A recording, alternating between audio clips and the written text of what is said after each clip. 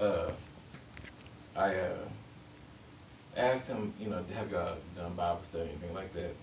And he said no, and I thought it'd be nice before y'all got out of here to do something like that. I know this is freshman year for everybody, correct? For those that came freshman year coming up, and I thought that this would be something that can help you get ready for your freshman year. I came here, and my name ain't Moses, but I came back in '96. That was my freshman year. I probably was in kindergarten or less. But anyways, in '96 when I came here, I was came from Hammond, Indiana. Thought I knew everything. Thought I had it together, and I was a church boy. Grew up in the church, and I came down here, and my first priority was I was gonna come down here and become a hoe. That was my thing. I was gonna be a sanctified hoe. That was my purpose in life.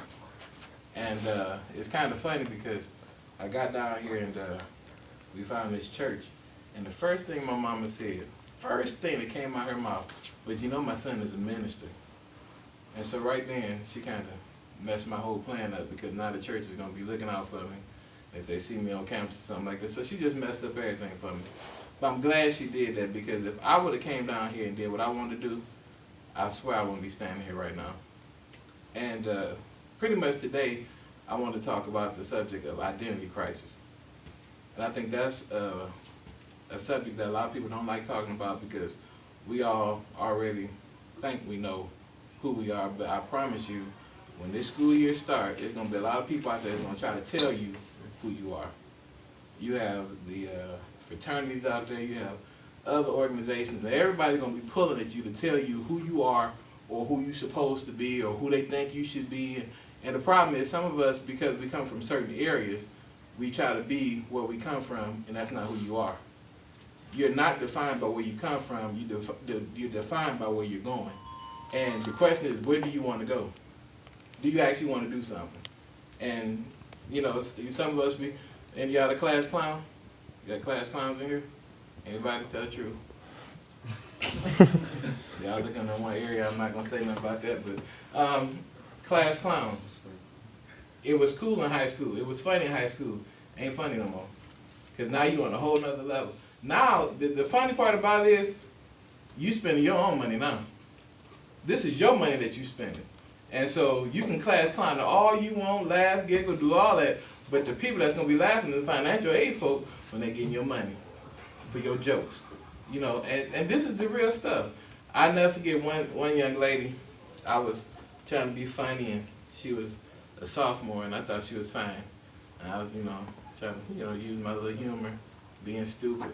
And I was doing my stuff, and she looked up at me, and she said, well, a thought in her mind, you are so immature. I wish you would grow up. I'm thinking to myself, this fine girl then sat up here and told me to my face I was immature. But you know what it did? It slapped me in my mouth, and it told me I was acting like something that I wasn't. I wasn't an immature individual. I was just trying to do something to get her attention. And I thought that's what, you know, that's what girls want. Girls want to laugh. So I thought I'd do stuff to make her laugh. That's not what she wanted. She wanted a mature man. And when you get to the point to where you're sick of being by yourself, or you're sick of being with every girl, you're going to come to the point to find out who you are. Another misconception. Now, we all men up in here. One thing that happens on college campus is we have a lot of young women that's on the campus. And I know all y'all sweet virgins in here, just wonderful virgins. And y'all wouldn't try to touch nobody, you know, because y'all are just nice like that. But I thought I would kind of head you off at the path, because when the girls get back, especially when they get warm, they walk around here butt naked pretty much. And some of y'all be slobbing and drooling, and you know, you ain't got no kind of self-control. And I want to help you. And this is all part of the identity crisis. You're going to go out there and you're going to see these women, and they're going to look fine, and they're going to smile at you, and you're going to smile at them, and it's going to look good, and phone numbers may be exchanged, and y'all may get to talking, whoop-de-woo. One thing probably lead to another. You sitting there breathing and wondering, and you might call Jesus, but you ain't gonna really want him to show up. And all this other stuff, you know, it takes place. But the problem is, and this is the problem I'm finding, maybe because I done got older and a little bit more wisdom under my belt, but it's a lot of people that's messed up because they sleep around with a whole bunch of people. This is the concept that I got. I am a person that has a lot of keys. I have a lot of keys. People ask, do I work at a jail? No, I don't work at a jail. I do work with troubled teenagers, but it ain't no jail. And I kind of always use this analogy.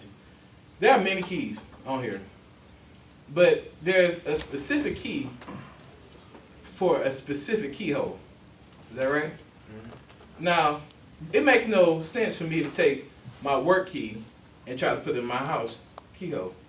Why? Because it wasn't made for that. You said, what are you saying? You or other people are out there jamming their keys into all kind of keyholes it wasn't made for. Are y'all with me? You out there just jamming it and you just putting in any keyhole look like it's just available. I'm just going to try to put it up in there.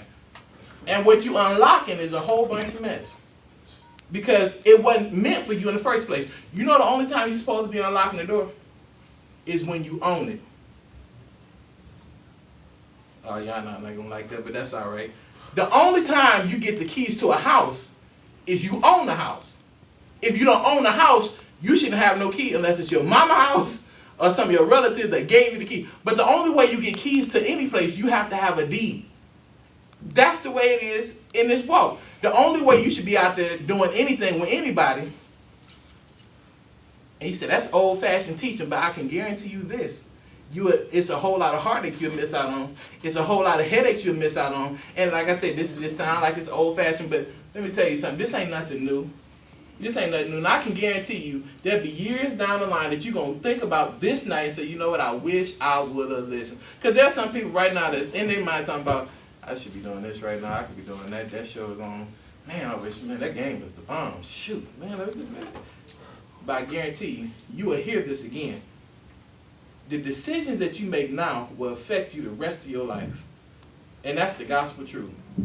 Them women that seem like they all that, I never forget, I used to ask the Lord, because it was some fine women on this campus. I don't know what it is now, but it was some fine women. And it was one in particular that I really, really wanted to get with. And, you know, I'm a big man. I don't know if y'all noticed that or not, but, you know, the Lord blessed me with a good mouthpiece. I can talk to anybody. I don't care who you are. I don't care. You be the president, dog. I may not look, you know, where everybody think, but I got this. And my cousin used to hate that because he would want to talk to him. They would not talk to him. He looked fairly well. But because I could talk to him, they was just like, oh, he just, all, you know. Anyways, I thought to use my mouthpiece as, you know, a weapon of mass destruction.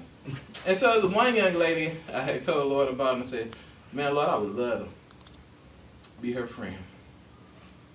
Yeah. We can be prayer partners. We can, I can lay hands, you know. And I can see the Lord doing something real good in her life. And the Lord said, oh, that's what you want? I said, she looked good to me. That was fine. And so he said, I want to show you something. So one night I was living in Pickerel. I call it the grown folk dorm. I was in there and I opened the door. I had to go to the bathroom. And I smelled alcohol. And I was thinking to myself, dang, something stank. And I looked down on the floor, and who was laying on the floor? Old girl. Now this fine, girl was, fine from the top to the bottom, laying on the floor. Not knowing who she was, not knowing how she got there, laying on the floor next to my door. And the Lord spoke to me about 3:00 in the morning. He said, is that what you want? Is that what you really want? That right there? He said, but this is the same one I was looking fine earlier, but is that what you want? See, we have to learn that everything that look good ain't good. Everything that sound good ain't good. And if you don't identify yourself, if you don't find out who you